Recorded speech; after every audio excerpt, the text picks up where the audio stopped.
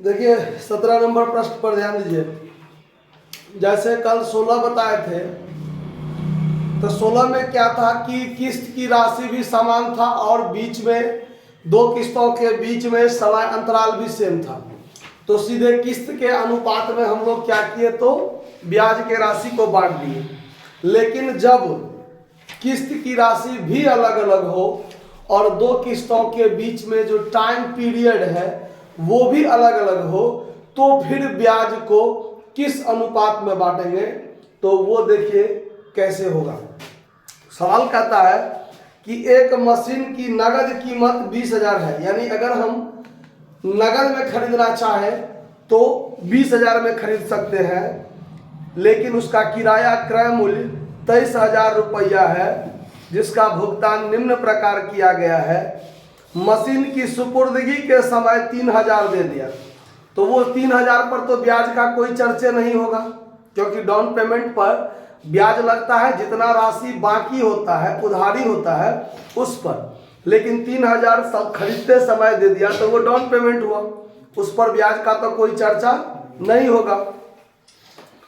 और आगे देखिए, उसके 3 माह के पश्चात 4,000 दिया, 1 वर्ष के पश्चात 6,000 दिया, उसके बाद क्या कहते हैं 2 वर्ष के बाद 8,000 रुपया दिया, और शेष राशि 2.5 वर्ष के बाद दिया। तो हर एक किस्त के बीच का जो टाइमिंग पीरियड है वो भी अलग अलग है। तो फिर इसमें ब्याज कैसे बटाएगा वो देखिए। तो सबसे पहले इंटरेस्ट बराबर कितना है वो निकाल लीजिए। तो इंटरेस्ट बराबर होता है hire purchase price minus cash price, ठीक है। तो ये है आपका हायर परचेज प्राइस 23,000 है, और फिर कैश प्राइस 20,000 है। तो इंटरेस्ट बराबर कितना हो गया 3,000, मतलब 3,000 ब्याज ही बताएगा। कैसे वो देखिए, कैलकुलेशन ऑफ इंटरेस्ट। इसमें हम लोग क्या करेंगे,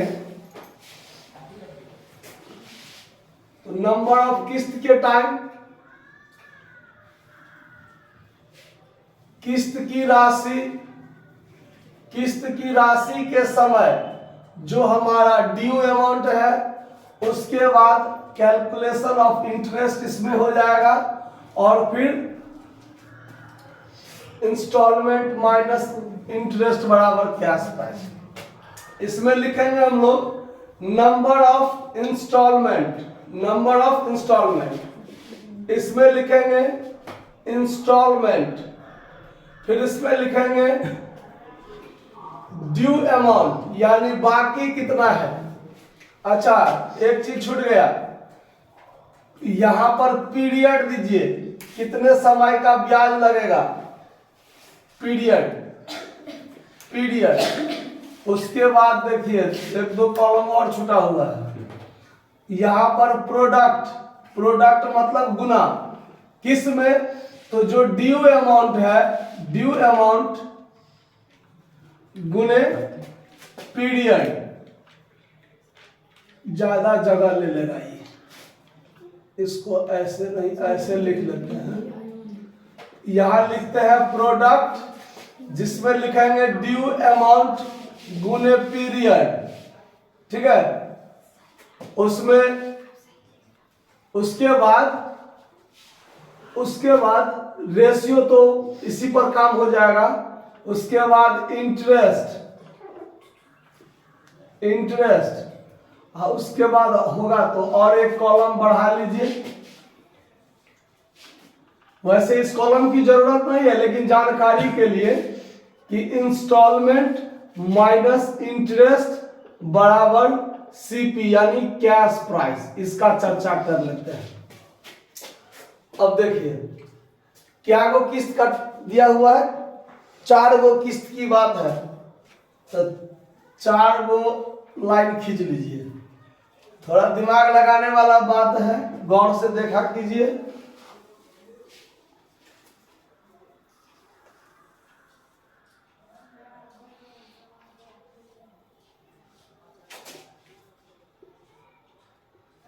देखिए नंबर ऑफ इंस्टॉलमेंट, चूंकि सवाल में क्या है कि डाउन पेमेंट भी है 3000, तो उस पर तो ब्याज का चर्चा नहीं होगा। तो जब हम फर्स्ट इंस्टॉलमेंट देते हैं, जब हम फर्स्ट इंस्टॉलमेंट देते हैं उस समय में इंस्टॉलमेंट की राशि कितनी है? 4000। इंस्टॉलमेंट की राशि कितनी है? 3000 डाउन पेमेंट है, तो डाउन पेमेंट वाला में तो ब्याज नहीं होगा, उसका चर्चा नहीं करेंगे। जब फर्स्ट इंस्टॉलमेंट देते हैं वो इंस्टॉलमेंट है आपका 4000 का, उस समय तक आपका ड्यू अमाउंट कितना है? पूरे 20 का 20000, पूरे 23000 में 3000 में हम डाउन पेमेंट किए हैं, तो 20 का 20000 ड्यू अमाउंट है उस समय में जब आप फर्स्ट इंस्टॉलमेंट दिए तब। और पीरियड, अब ये जो आपका इंस्टॉलमेंट है, इस इंस्टॉलमेंट में कितने समय का ब्याज लगा है? कितने समय का ब्याज लगा है? तो डाउन पेमेंट जिस तारीख को हुआ उसके 3 महीना के बाद ना किस्त दिया है पहला, तो इसका मतलब है कि ई वाला इंस्टॉलमेंट में 3 महीना का ब्याज लगेगा, 3 मंथ का ब्याज लगेगा। ठीक है, चलिए अब इसके बाद का काम बाद में करते हैं। फिर जब सेकेंड इंस्टॉलमेंट का टाइम आया तो हम इंस्टॉलमेंट कितना का दिए हैं? 6000 का दिए हैं, 6000 का। और उस 6000 को देते समय हमारा ड्यू अमाउंट कितना होगा? तो 20000 में से 4000 पहला हम दे चुके थे, तो बाकी इस समय में कितना होगा? 16000 बाकी होगा। ठीक, और इस इंस्टॉलमेंट के समय और इस दोनों इंस्टॉलमेंट के बीच में कितने समय का गैपिंग है? तो दूसरा इंस्टॉलमेंट हम दिए हैं 1 वर्ष के पश्चात। कितने के पश्चात? 1 वर्ष के। तो अब देखिए, जिस तारीख को खरीदे हैं उसके 3 महीना के बाद एक किस्त दिए, 1 साल के बाद दूसरा किस्त दिए, तो फर्स्ट किस्त और दूसरा किस्त के बीच में कितने समय का टाइमिंग हुआ? 9 महीना का गैप हुआ ना। जिस तारीख को खरीदे वो देखिए पहला नंबर पॉइंट क्या है? मशीन के सुपुर्दगी के समय 3000 दिए, 3 माह के पश्चात 4000 दिए, 1 वर्ष के पश्चात 6000 दिए, 2 वर्ष के पश्चात 8000 दिए, और शेष राशि 2.5 वर्ष के बाद दिए। तो हर एक में क्या खरीदने के बाद समय में ये दिया हुआ है। तो खरीदने के 3 महीना के बाद पहला किस्त दिया, तो पहला किस्त में 3 महीना का ब्याज होगा।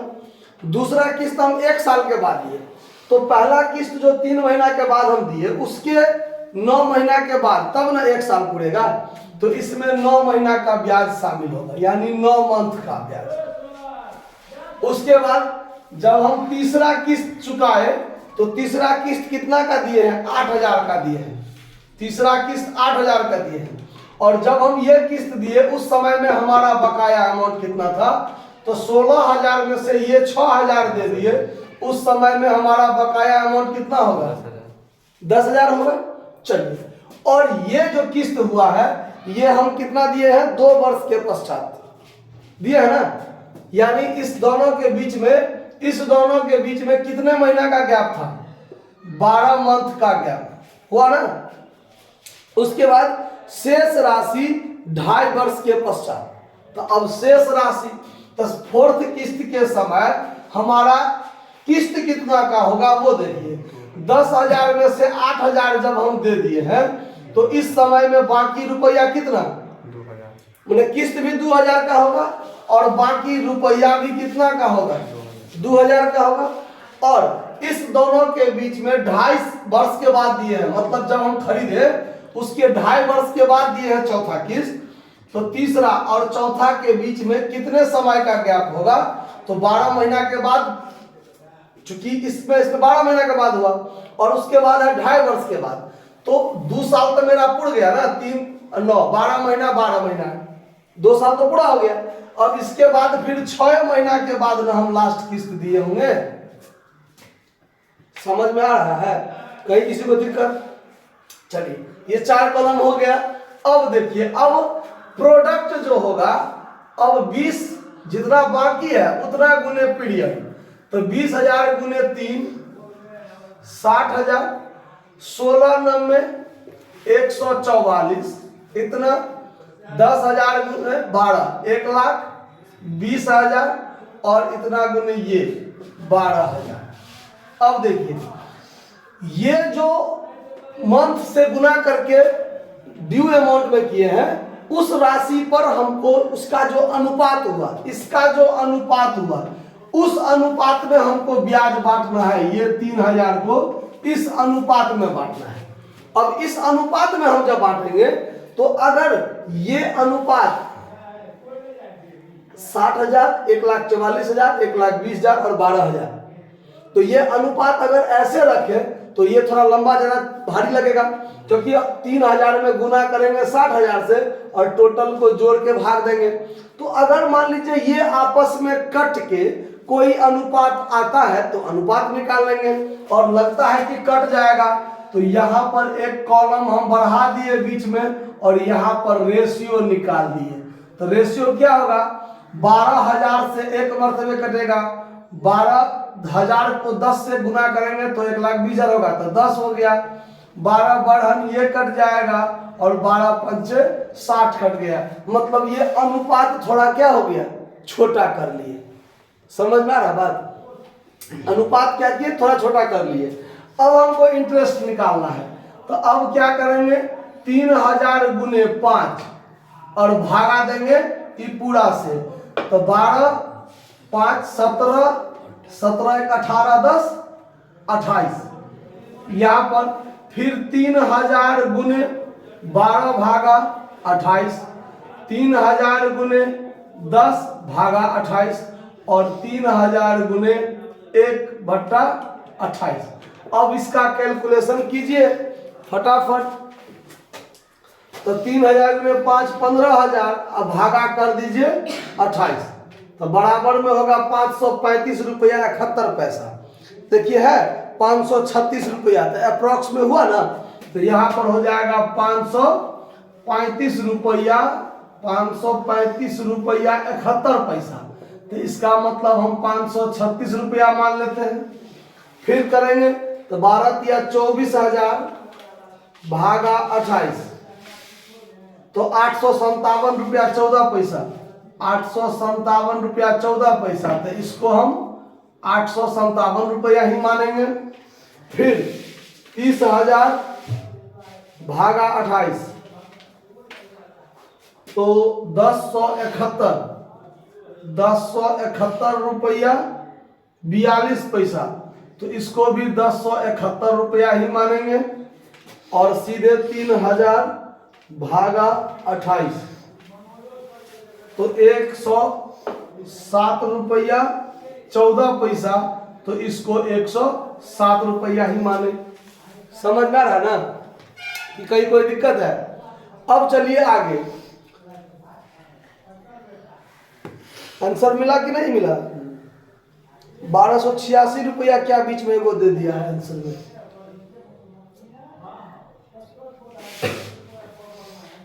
एक 1071 ठीक है, 107 भी ठीक है, और 1286, दूसरा 1286 कैसे कर दिया, 3000 गुने 12 बट्टा ये, तो 12 या 36,000 भागा 28 करेंगे ना, 36,000 भागा 28। देखिए तो हम क्या कर दिए थे, मिस्टेक किए थे कहीं, क्या कैलकुलेशन तो ठीक है, लिखने में गड़बड़ा दिए। तो 1286 रुपया हो जाता है, 1285 रुपया 71 पैसा, यानी 1286 रुपया। क्लियर ना। चलिए अब देखिए, आपका पहला इंस्टॉलमेंट कितना का है, 4000 का, 4000 का, 4000 में से 536 रुपया ब्याज घटाइएगा तो 3464 रुपया कैश प्राइस निकल जाएगा। वैसे इस कैश प्राइस का हमको जरूरी नहीं है, जरूरी नहीं है। कभी भी कोई सवाल बनाइएगा तो कैश प्राइस का जरूरत नहीं है। आया बात समझ में। एक बार तो हमको पता है कि हमारा कैश प्राइस कितना है, 20,000। अब हर एक किस्त में से ब्याज घटाकर जो कैश प्राइस आएगा वो कैश प्राइस और डाउन पेमेंट जो 3000 है उसको आपस में जब आप जोड़ लीजिएगा तो देखिएगा कि 20,000 पुरता है कि नहीं पुरता है।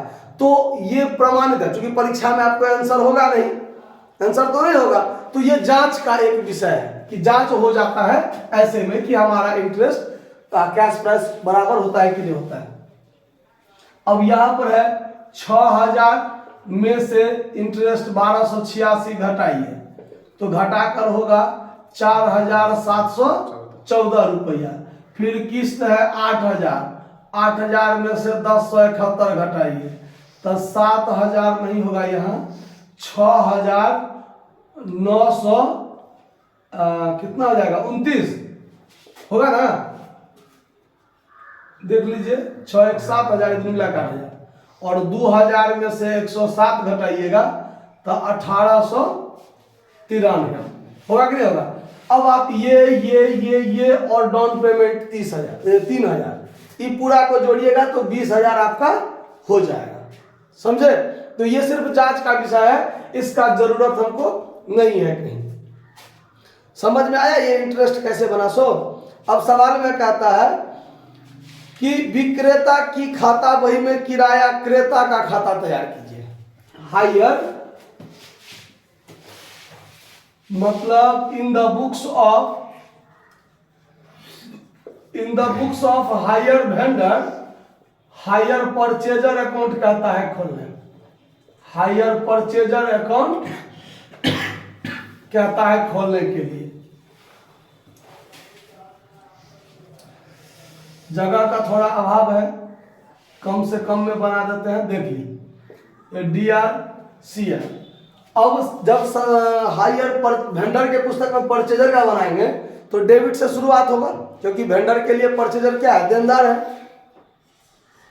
तो खरीदा है क्या तारीख को, 1 अप्रैल 2009 को खरीदा है, यानी इसने बेचा है, हायर वेंडर ने बेचा है। तो purchaser to hire sales, purchaser to hire sales account कीजिएगा कितना में 20,000 में, यहाँ कैश प्राइस लिखाएगा 2009 अप्रैल 1।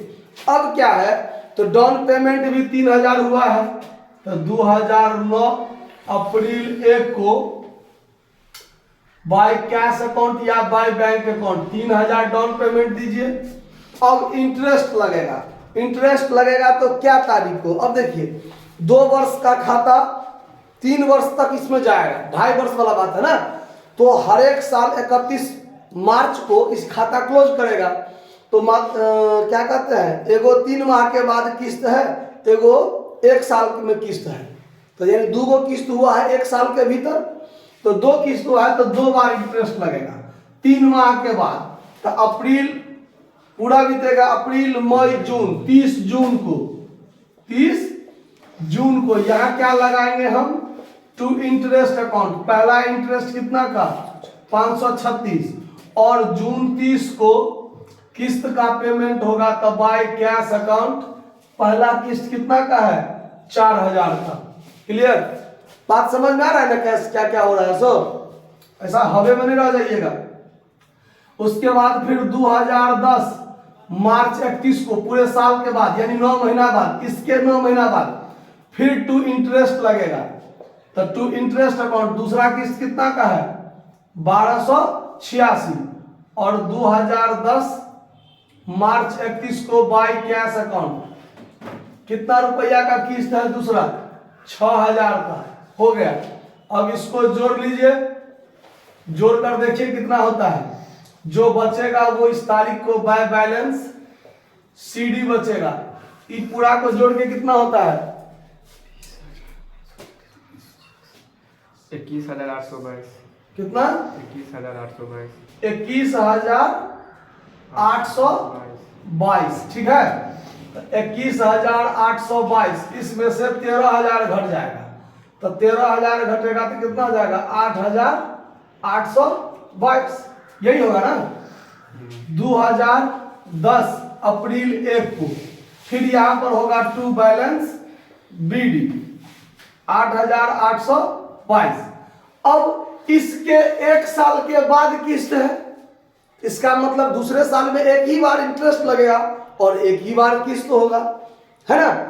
तो अब यहां पर 2011 मार्च 31 को यानी पूरे साल में यहां पर होगा टू इंटरेस्ट अकाउंट। तीसरा किस्त कितना का है इंटरेस्ट 1071 और 2011 मार्च 31 को बाय कैश अकाउंट इंस्टॉलमेंट कितना का है 8,000 का। अब ये खाता यही क्लोज हो जाएगा, तो ये हो जाएगा कितना 9,893। 9,893, 9,893 ये घट जाएगा तो 1,893 जो बचेगा वो बाय बैलेंस शीट। फिर यहाँ 2,000 हो गया ना मार्च 31 को, 2011 अप्रैल 1 टू बैलेंस बीडी 1893, फिर ब्याज लगेगा तो उसके 6 महीना बाद, 6 महीना बाद, तो 6 महीना बाद क्या होगा सितंबर 30 टू इंटरेस्ट कितना 107, तो टोटल जोड़ के कितना हो गया 2,000। और वही किस्त जो है 2011 सितंबर 30 को बाय कैश अकाउंट किस्त का पेमेंट 2,000 हो जाएगा, तो यहाँ 2,000 बराबर हो जाएगा, आपका खाता बनकर तैयार हो जाएगा। कहीं कोई दिक्कत है बात समझने में? तो इसके बाद 18 नंबर जो है वो सेम है, 2 महीना बाद, 5 महीना बाद, 8 महीना बाद, 9 महीना बाद, इस टाइप से है। तो दोनों किस्त के बीच में जो टाइम पीरियड का गैपिंग है वो यहाँ रखिएगा, फिर ड्यू अमाउंट से इसमें गुना करके प्रोडक्ट निकालिएगा और उसका अनुपात होगा, उस अनुपात में आपको ब्याज निकालना है।